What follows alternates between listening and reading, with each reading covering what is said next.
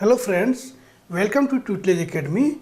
इस वीडियो में आपको बताने वाला हूं कि आप एमबीए किए हैं या पीजीडीएम किए हैं एचआर से, आईआर से, लेबर वेलफेयर से या फिर इंडस्ट्रियल रिलेशन से, तो आपके लिए क्या क्या स्कोप है, कौन कौन सा आप एग्जाम दे सकते हैं, ये सारा चीज़ इस वीडियो में डिटेल बताने वाला हूं। कंप्लीट गाइडेंस आपको देने वाला हूं, तो लास्ट तक इस वीडियो को जरूर देखिए। ओके, तो चलते हैं, आगे बढ़ते हैं। सबसे पहले देखते हैं नंबर 1 पे एनटीए यूजीसी नेट है, पेपर कोड 55 लेबर वेलफेयर। इसका आप एग्जाम दे सकते हैं, आप सबको पता है। यूजीसी नेट का एग्जाम क्यों देते हैं ये भी जान लीजिए।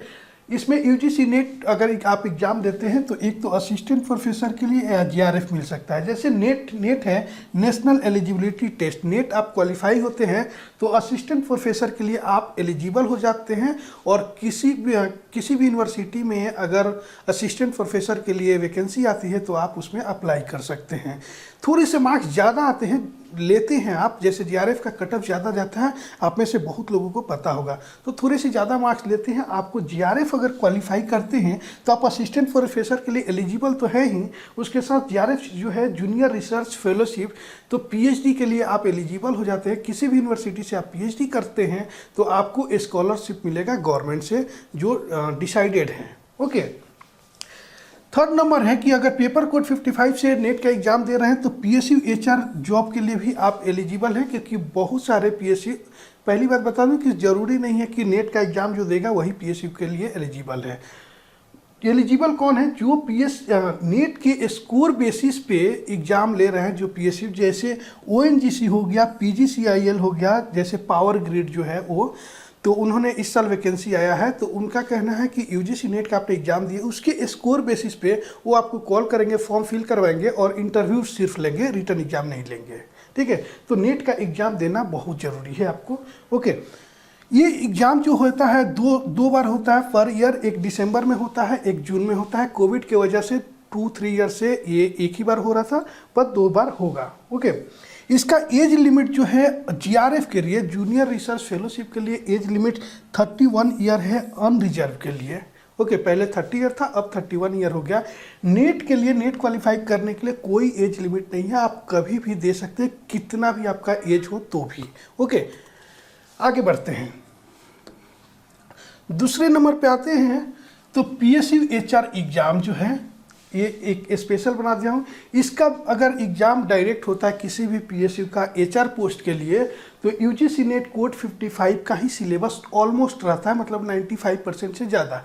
एक दो टॉपिक जो होगा जो कुछ अलग उनका स्पेशल हो सकता है, बट 95% सिलेबस जो होता है यूजीसी नेट कोड 55 का ही होता है। इसलिए आप किसी भी पीएसयू एचआर का प्रिपरेशन करें तो आपको रिकमेंड करते हैं, सजेस्ट करते हैं कि आप UGC net code 55 labour welfare का ही सिलेबस को फॉलो करें।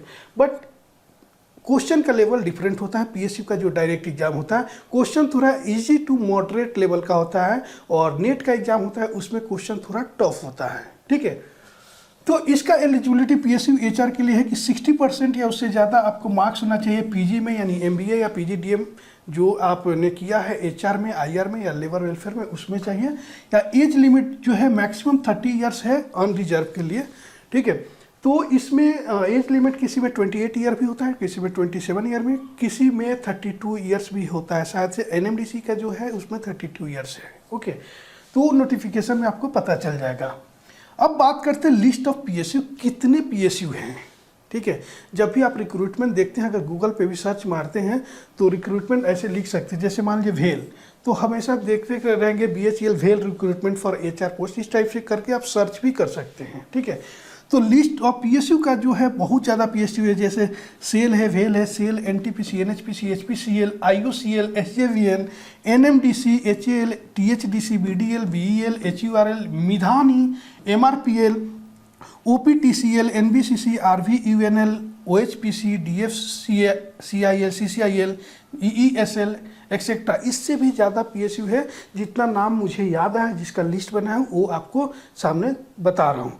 तो इसका एवरी ईयर या फिर किसी किसी का 2 ईयर्स पे वैकेंसी आते रहता है। तो आप प्रिपेयर करते हैं यूजीसी नेट का, तो पीएसयू एचआर के लिए भी आप एलिजिबल हैं, और उसी सिलेबस से ये भी एग्ज़ाम को क्रैक कर सकते हैं। ठीक है, थर्ड नंबर पे जाते हैं। IBPS SOHR एग्जाम, जो IBPS SOHR एग्जाम जो है एवरी ईयर नवंबर में इसका एप्लीकेशन फॉर्म जो है वो आउट होता है और एग्जाम होता है। दो, एक प्री होता है, एक मेंस होता है। मेंस में सिर्फ HR के क्वेश्चन होते हैं, जो कि इसके लिए भी सिलेबस जो है UGC नेट कोड 55 का ही सिलेबस है। ओके, अब चलते हैं 4th नंबर पे। UPSC ALC assistant labour commission का UPSC एग्जाम लेती है, जिसका भी सब्जेक्ट कोड 55 जो है वही सिलेबस है UGC नेट का।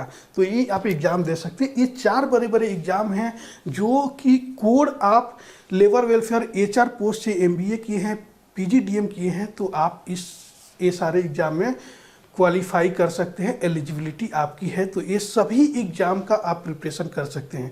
अभी तक कुछ लोग सोच रहे थे कि PSU HR का ही प्रिपरेशन करना है मुझे या फिर UGC नेट का ही करना है, तो नहीं, इतने सारे आपके पास ऑप्शन हैं। तो हर चीज़ का एग्ज़ाम देते जाइए। नेट का भी एग्ज़ाम दीजिए, PSU HR का भी एग्ज़ाम दीजिए। अगर PSU में जाना है HR पोस्ट के लिए तो नेट का एग्ज़ाम देना तो मस्ट है, वो देना ही चाहिए आपको, ठीक है।